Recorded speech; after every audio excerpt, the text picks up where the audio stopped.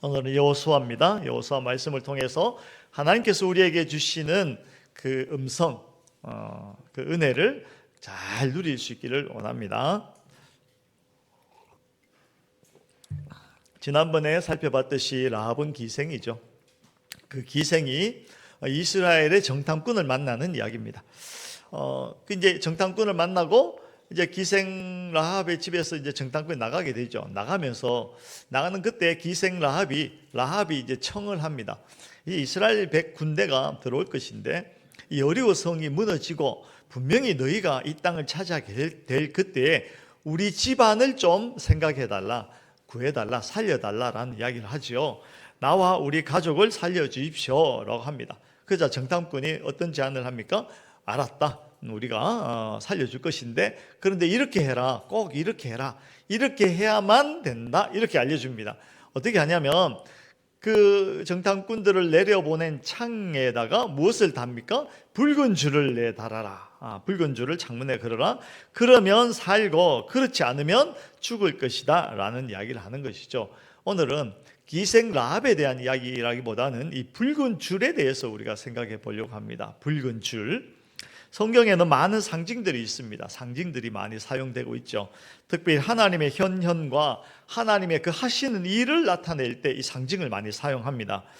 성경에 하나님의 하신 일과 현현에 대해서 사용한 상징들을 보면 무엇이냐면 우리가 쉽게 생각할 수 있는 것이 불이 있죠. 불. 그 다음에 바람, 지진, 그 다음에 구름, 이런 것들이 있습니다. 성막을 지어놓고 하나님의 임재의 상징으로 그 성막 위에 구름이 쫙 머무르는 것을 보고 사람들이 하나님께서 이곳에 임해 있다, 이렇게 생각하게 되는 것이죠. 우리가 또 아주 강력한 이미지로 가지고 있는 것이 있습니다. 뭐냐면 갈멜산에서 불. 그 갈멜산 꼭대기에서 엘리야가 그 이방의 제사장들하고 대결할 때 하나님께서 불로 그곳을 다 태워버리시잖아요. 그 불을 보고 하나님은 살아계시고 역사하시는구나 라는 것을 알게 되는 것입니다. 그뿐 아닙니다. 마가다락방에서 그 성령 하나님께서 현현하실 때, 이 땅에 임재하실 때 불의 해같이 갈라지는 모양으로 이렇게 나타난 것이죠. 불은 아니지만 불 같은 모양으로 이렇게 오게 된 것입니다. 그런 모든 상징들을 성경에서는 굉장히 많이 사용하게 됩니다. 그뿐 아니라 구약에는요, 성막이 있고 성전이 있고 제사 제도가 있죠. 그 모든 것이 상징입니다. 무엇인가를 가리키는 상징이라는 것입니다. 오늘은 그 이야기를 나누려고 하는 것입니다. 그렇다면 오늘 이 붉은 줄은 무엇을 상징하는 것일까요? 붉은 줄을 그 전쟁통에 군사들이 전쟁하는 그 통에 창문에 붉은 줄을 딱 들여놓는 그것이 무엇을 의미하는 것일까? 그 이야기죠. 여러분 노란 리본 아시죠? 남편이 멀리 갔는데 다시 돌아올 때 창밖에 노란 그 나무에 노란 리본으로, 노란 리본은 아니고 붉은 줄을 딱 들여놓은 그것이 무엇을 의미하는 것일까?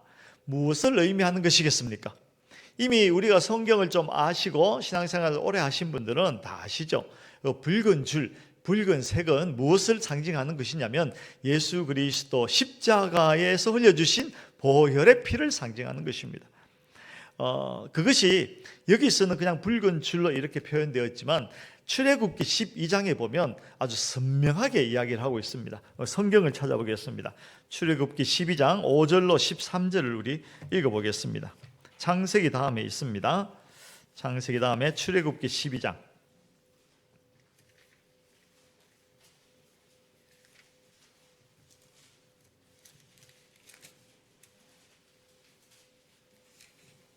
출애굽기 12장 5절로 13절입니다.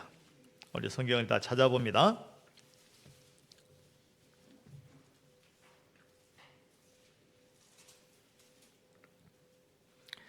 교독합니다. 너희 어린 양은 흠없고 1년 된 수컷으로 하되 양이나 염소 중에서 취하고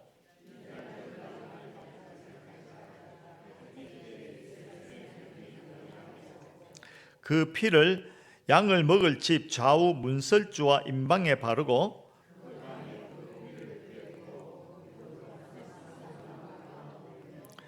날 것으로나 물에 삶아서 먹지 말고 머리와 다리와 내장을 다 불에 구워 먹고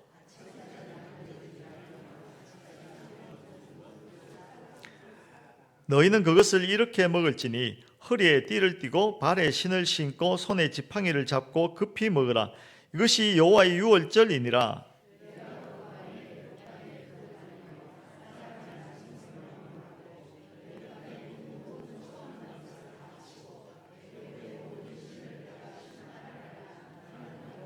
다 같이 내가 애굽 땅을 칠 때 그 피가 너희가 사는 집에 있어서 너희를 위하여 표적이 될지라.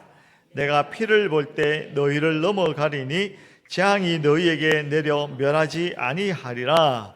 내가 그 피를 유월절 그 양의 피를 볼 때에 내가 너를 넘어가리라. 이 찬양이거든요. 이게 뭡니까?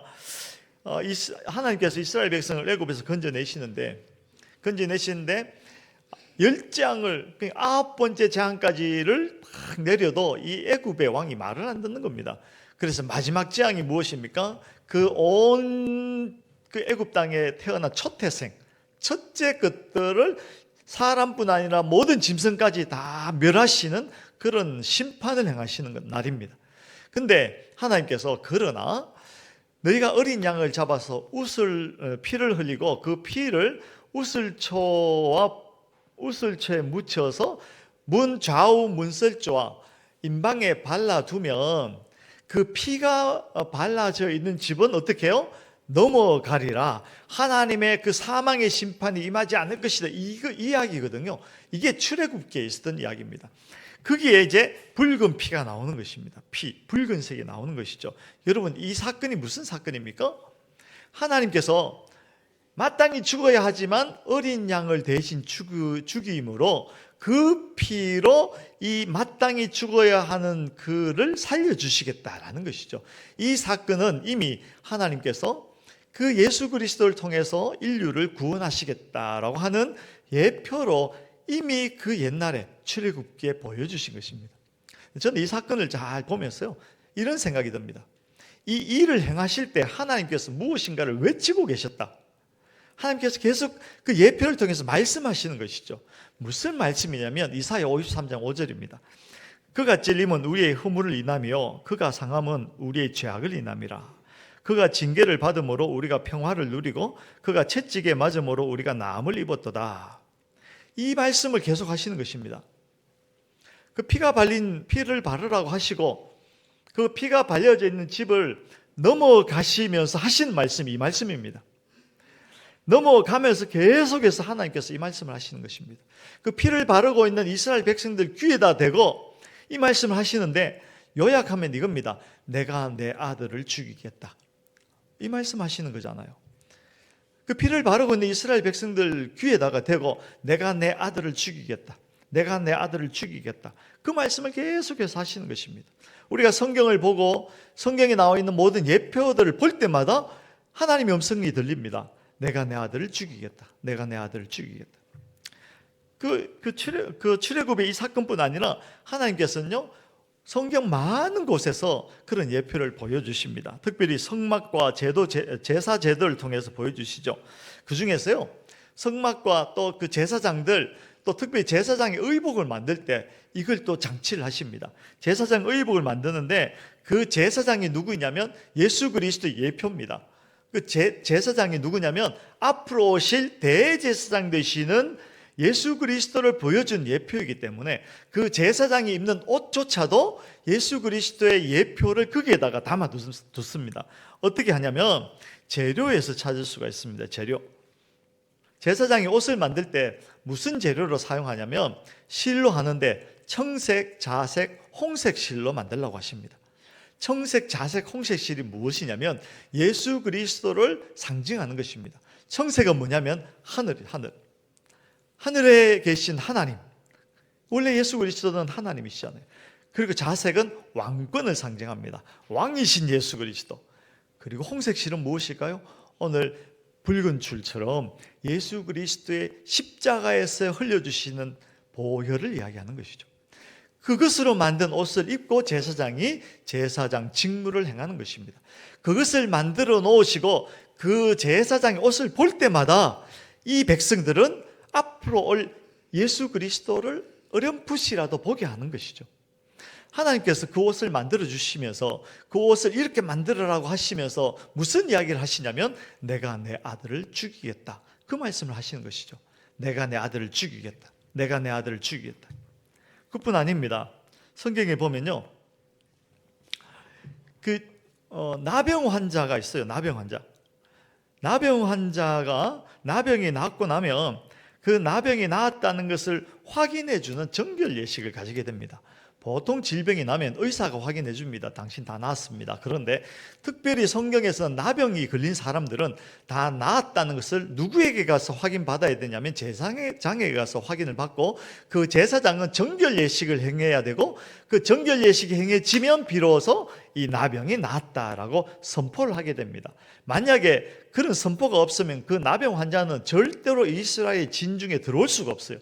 백성 중에 올 수가 없는 것입니다. 네, 그랬던 것이죠. 그 나병을 왜 특별히 그렇게 하셨냐면 나병이 가지고 있는 특징이 그랬던 것입니다. 무엇이냐면, 여러분, 나병 환자가 요즘은 없지요. 다 이제 예방 주사를 맞기 때문에 없는데, 나병의 특징이 무엇이냐면요, 자기 살이 썩어 들어가는 것인데, 그 썩어 들어가서 이 나병 환자가 손가락이 뚝뚝 떨어지고 발가락이 떨어져도 그게 통증을 못 느껴요. 그게 나병 환자의 특징입니다. 무슨 이야기냐면, 인류가 자기 죄를 가지고 있으면서도 그 죄로 내가 죽어간다는 것, 영원한 사망에 떨어진다는 것을 영적 무감각으로 인하여서 느끼지를 못해요. 그게 죄 중에 있는 인생을 가장 잘 표현해 주는 병이 나병입니다. 나병. 그래서 하나님께서 특별히 나병을 사용하여서 우리 인생이 어떤 존재인지를 알게 하시고, 그 나병을 특별히 제사장 앞에서 정결함을 받았다라는 정결 예식을 행하게 하심으로 우리가 앞으로 어떻게 될 것인가를 보여주시는 것이죠. 근데 재밌는 사실은요, 제사장이 그 정결 예식을 행할 때 어떻게 하냐면, 그 제사장이 보고 확인을 하고 나서 그 양의 피나 그 새의 피를 흘리고 그걸 우슬초와 붉은 실, 홍색 실에 찍어서 뿌립니다. 그것을 통해서 이 나병이 깨끗해졌다라고 선포를 하는 것입니다. 그때 등장하는 것이 또 홍색실입니다. 홍색실이란 앞으로 있을 예수 그리스도에게 보혈의 피로 우리를 씻어 주실 것을 미리 보여주시는 장치라는 것이죠. 근데 잘 생각해 보십시오. 그 홍색실을 사용해서 정결 예식을 행할 때마다 하나님께서는 이렇게 말씀하시는 것입니다. 내가 너희를 정결하기 위해서 내가 내 아들을 내 손으로 죽인다. 내가 아들을 죽인다. 내가 아들을 죽일 것이다. 이 말씀을 계속해서 하시는 것이죠. 그뿐 아닙니다. 성경에 보면 출애굽기 24장에 성소를 만들 때 지성소를 만들라고 하시면서 그 성소와 지성소 사이를 가르는 문이 있는데 그것을 큰 휘장으로 만들라고 하십니다. 그 휘장이 뭐냐면 예수 그리스도를 통과해서 지성소로 들어가게 하는 그것을 상징하는 것이고, 그 휘장이 바로 예수 그리스도를 상징하는 것입니다. 그 휘장을 만든 재료가 무엇이냐면 역시나 청색, 자색, 홍색실입니다. 말씀드렸듯이 청색은 하늘, 자색은 왕, 홍색은 예수 그리스도께서 흘려주신 십자가의 보혈을 상징하는 것입니다. 그러므로 그 휘장이야말로 예수 그리스도를 예표하는 예표이죠. 그런데 그 휘장이 어떻게 됩니까? 예수님께서 십자가에 돌아가시고 아버지여 내 영혼을 아버지께 의탁합니다 라고 하시고 숨이 딱 끊어지는 그 순간 그 휘장이 위에서부터 아래로 쫙 갈라집니다. 예수 그리스도께서 자기의 몸을 찢어주신 것처럼 그 예수 그리스도를 예표하는 그 휘장이 위에서부터 아래로 찢어지는 것이죠. 그것으로 우리가 생명을 얻게 되는 것입니다. 그런데 그 휘장을 만드시면서 그 휘장을 앞으로 찢어버리실 하나님께서 말씀하시기를 내가 내 아들을 죽인다. 내가 내 아들을 죽인다. 그 말씀을 계속 하시는 것이죠. 그러므로 기생 라합이 이 사건에 등장하는 붉은 줄은 바로 예수 그리스도의 보혈의 피를 상징하는 것입니다. 그 예수 그리스도의 보혈의 피가 발려져 있는 그 라합의 집은 산다. 그 이야기를 하시고 계시는 것입니다. 그런데 여러분, 저는 이 설교를 준비하면서 이런 생각이 들어요. 하나님을 모르고 보혈을 모르는 사람들이 이 이야기를 들으면 하나님께서 끊임없이 말씀하시기를 내가 내 아들을 죽인다, 내가 내 아들을 죽인다. 여러분, 그 이야기가 상식적으로 이해가 되십니까? 말이 안 되지 않습니까? 어떻게 그런 끔찍한 일을 할 수 있습니까?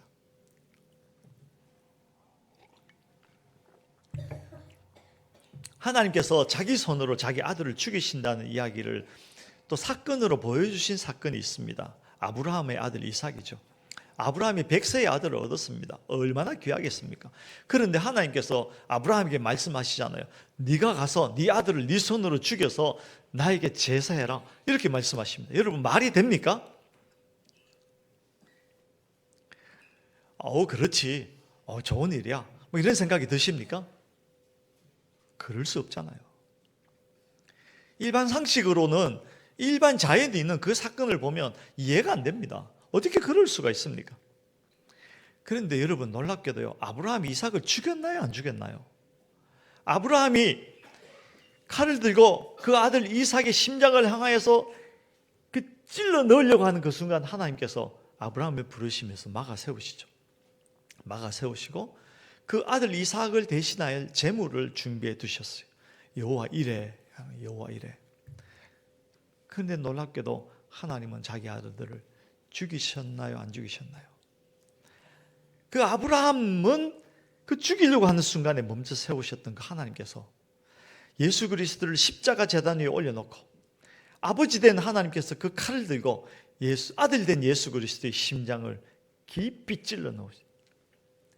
심장을 찔러서 그 아들을 죽이신 것이죠.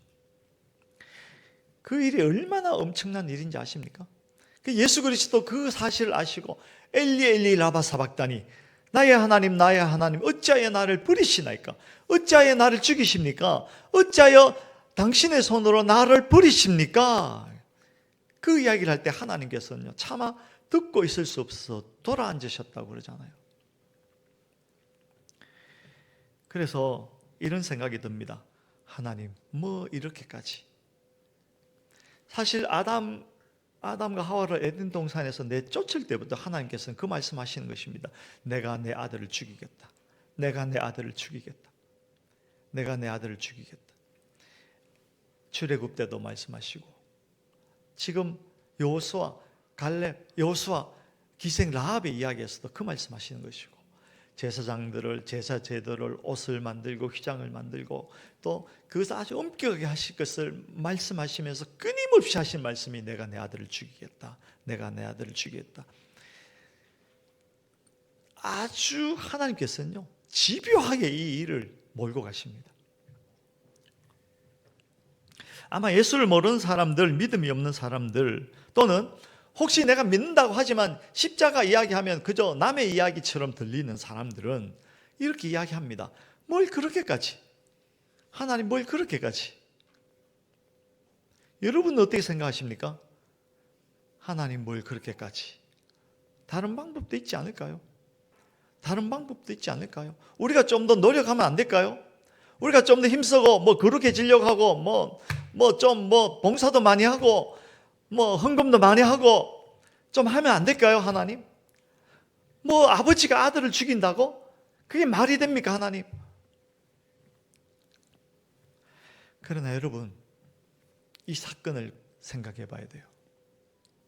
예수님께서 이 땅에 오셔서 가르치실 때 어떤 사건이 있었냐면, 우리가 성경에 보면 현장에서 가늠하다 잡힌 여인, 그를 살리시는 그 사건이 성경에 있잖아요.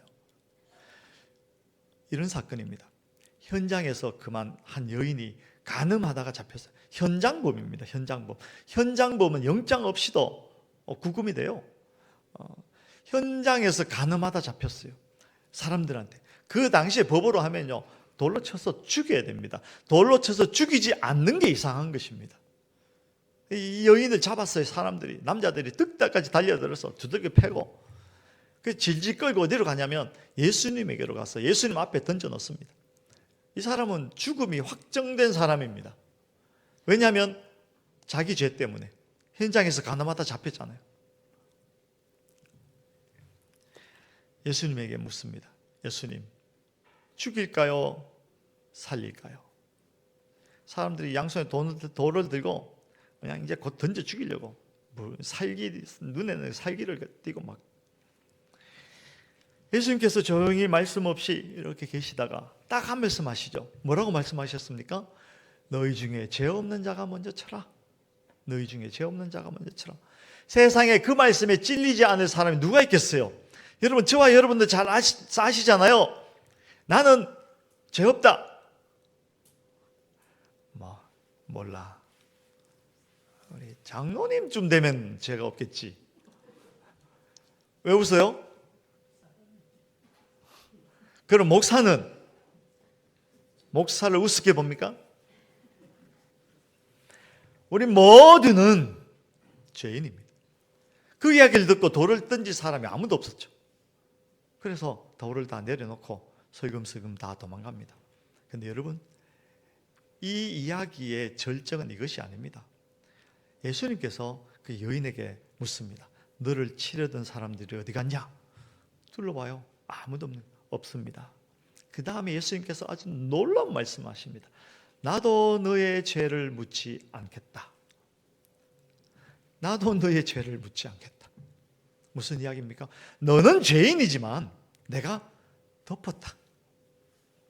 나의 보혈로 덮었다. 너는 죄인이지만 그 죄로 죽어야 마땅하지만 내가 너를 덮었다.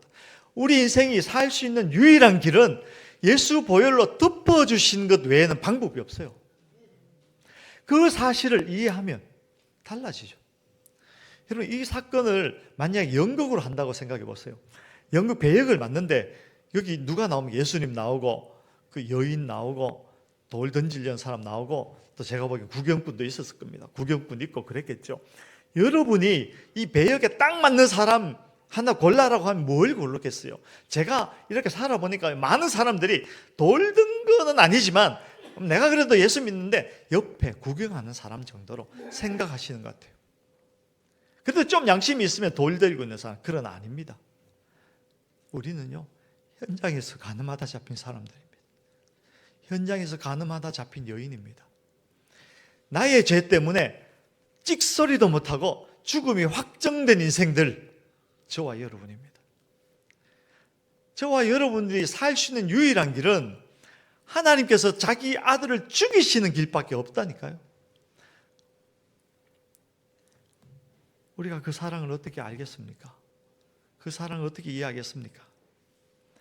예수님께서 따지지도 묻지도 않고 너 죄인 맞아. 그러나 내가 묻지 않겠다.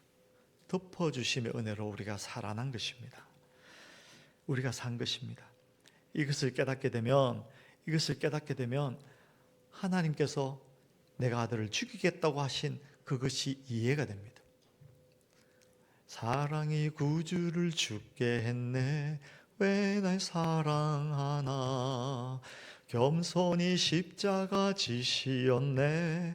왜 날 사랑하나. 왜 날 사랑하나. 왜 날 사랑하나. 왜 주님 갈보리 가야 했나. 왜 날 사랑하나.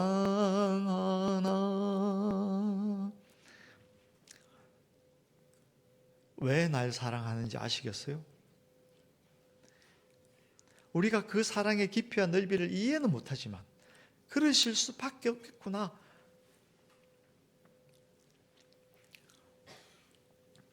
기생 라합의 붉은 줄은요, 바로 저와 여러분들을 살리기 위해서 내가 아들을 죽이겠다고 외칠 수밖에 없었던 하나님의 음성입니다. 그 붉은 줄을 깊이 묵상해 보시기 바랍니다. 그 붉은 줄이 나를 살렸구나. 우리는 자꾸 내 힘으로 내가 변호를 잘해서 그 현장에서 가늠하다 잡힌 그 여인도 변호사만 잘 사면 살 수 있을까요? 변호사가 없어요. 다 죄인인데. 죄인이 죄인을 어떻게 변호하며 맹인이 맹인을 어떻게 인도하겠습니까?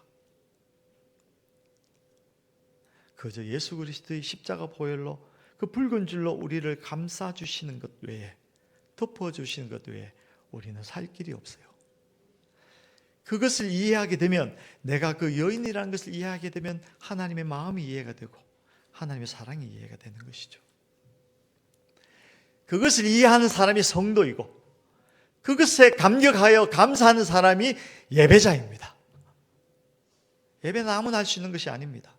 예배는 가장 고귀한, 가장 영적인 작업입니다. 그 십자가를 이해하고 그 붉은 줄로 내가 살았다는 것을 이해하는 사람이 진정한 예배자가 될 수 있는 것입니다.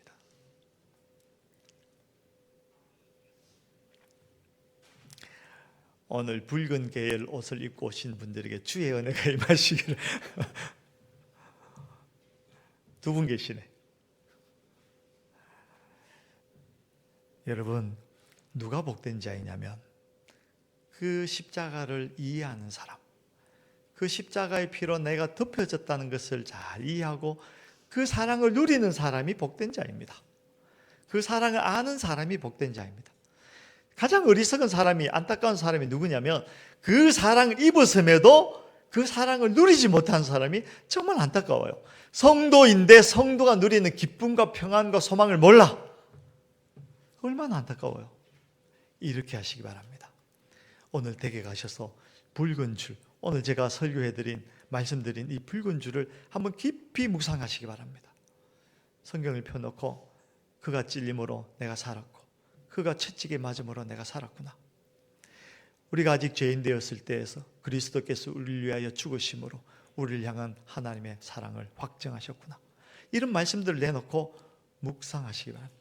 엎조리시기 바랍니다. 그러면 그 붉은 줄이 나를 감아오는 것을 느끼게 될 것이고 나를 덮어주신 그 십자가의 보혈이 생생하게 살아나게 될 것입니다. 그리하여서 여러분 성도됨의 영광을 누리시고 성도됨의 기쁨과 평안과 소망을 이 땅에서부터 누리고 사시기를 주의 이름으로 축원합니다. 찬양하겠습니다.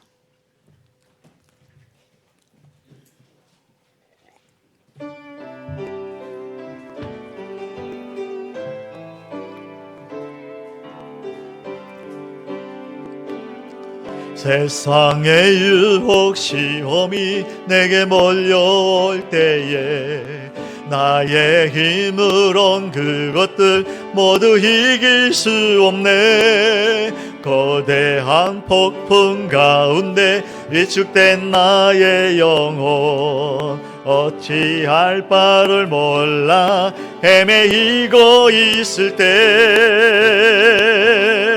주를 찬양 손을 들고 찬양 전쟁은 나에게 속한 것 아니니 주를 찬양 손을 들고 찬양 전쟁은 하나님께 속한 것이니 거짓과 속임수로 가득 찬 세상에서 어디로 갈지 몰라 머뭇거리고 있네. 공중의 권세 잡은 자 지금도 우리들을 실패와 절망으로 넘어뜨리려 하네. 주를 찬양 손을 들고 찬양 전쟁은 나에게 속한 것 아니니 주를 찬양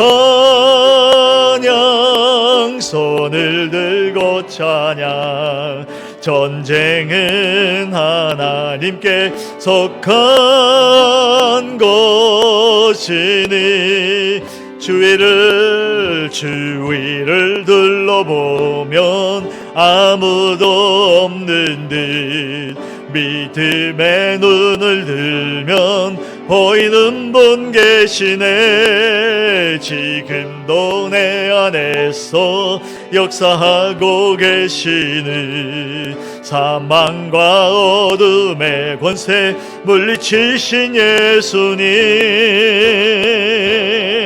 주를 찬양 손을 들고 찬양 전쟁은 나에게 속한 것 아니니 주를 찬양 손을 들고 찬양 전쟁은 하나님께 속한 것 주를 찬양 손을 들고 찬양 전쟁은 나에게 속한 것 아니니 주를 찬양 손을 들고 찬양 전쟁은 하나님께 속한 우리 다 일어나서 봉헌합니다.